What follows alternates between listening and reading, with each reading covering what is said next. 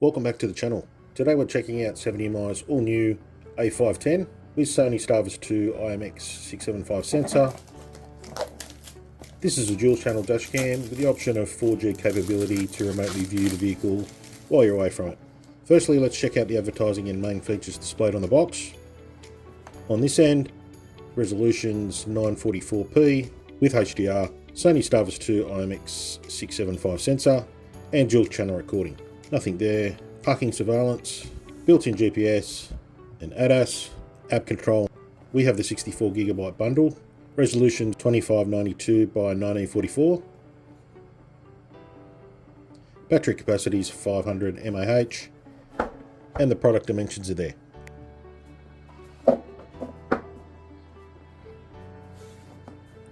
Okay, looks like we have all the instructions.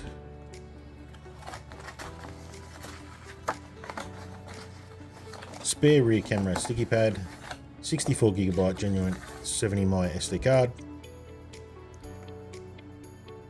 and some quick setup instructions. Electrostatic stickers, rear camera instructions, the user manual and spare sticky pad for the front camera,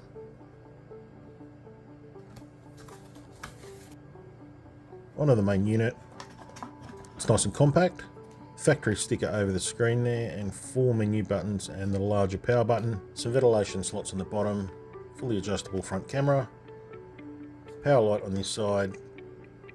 This is where the mounter touches.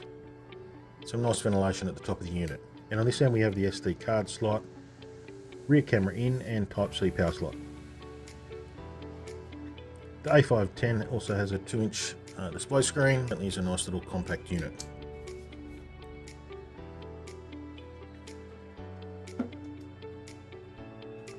Okay, onto the rear camera. It's also fully adjustable. There's a very good ventilation on the back. It's very light.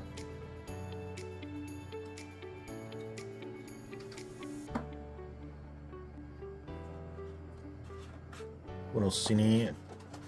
Trim tool, front camera mount, 12-volt plug, power cable, and front to rear camera cable. Onto the hardwire kit. This is the standard UP03 kit. With voltage protection on it, 11.8 volts. Has the Type-C power cable. Has the standard red constant, yellow accessory, and black ground cables. Let's go and install this into the vehicle and we'll do the road test.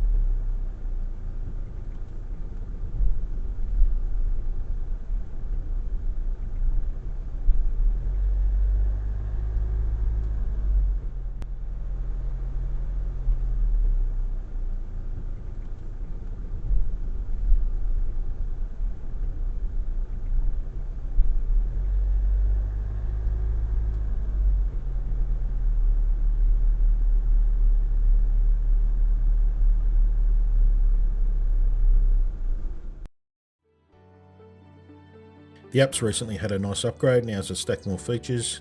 Here's some of the settings for the A510. We have live view for both the front and rear camera. Showing in the background is the downloadable RS app version. Showing on-screen data, this can be toggled on or off. Onto the settings, video encoding, we'll leave this on high. If you have an older phone, you can lower the compression. Resolution, we'll leave that to the maximum with HDR.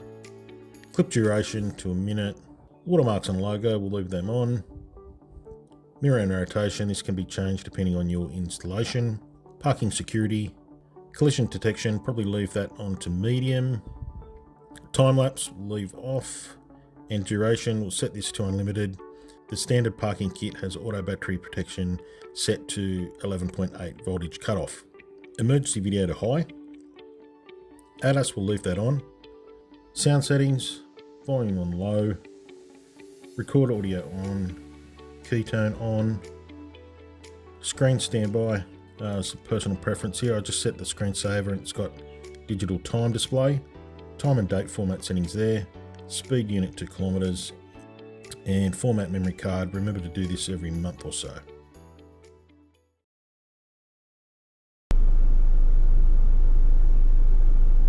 Vehicle ahead motion detected.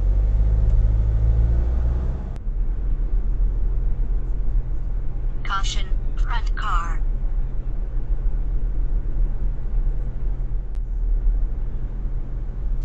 Lane departure.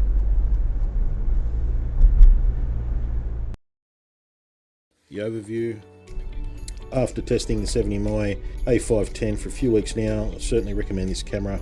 I have to say this is the perfect all-rounder dash cam, and combined with 4G capability and the Sony Starvis2 IMX675 front sensor, it's an awesome little setup. This is just released and I'm sure it will sell very well.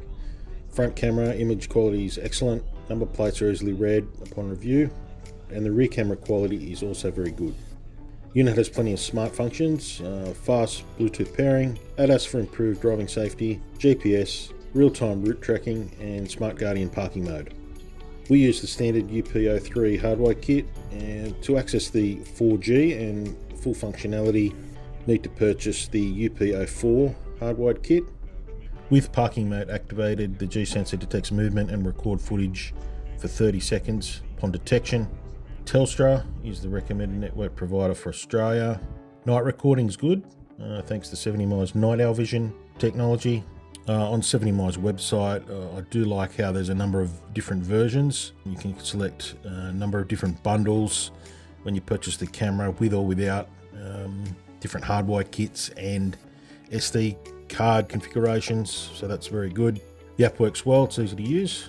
Overall, this is an awesome camera, highly recommended.